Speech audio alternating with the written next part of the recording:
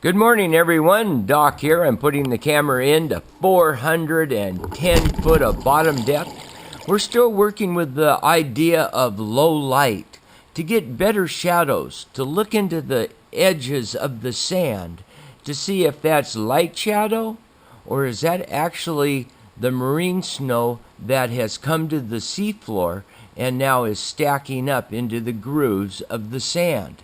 As we move along, we notice that it looks like a white piece of plastic or some burlap, something along those type of lines. And if I look closer, look at all the little snails gathered up in that area there.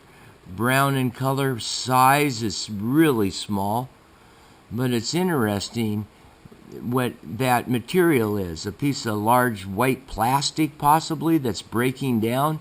But it seems like those crustaceans like them. And doesn't that look like the top of an animal, like his ears, a nose, a donkey, or a rabbit or some type? It's amazing what you see underwater at 400 feet. Till next time, everybody, be careful. Bye-bye.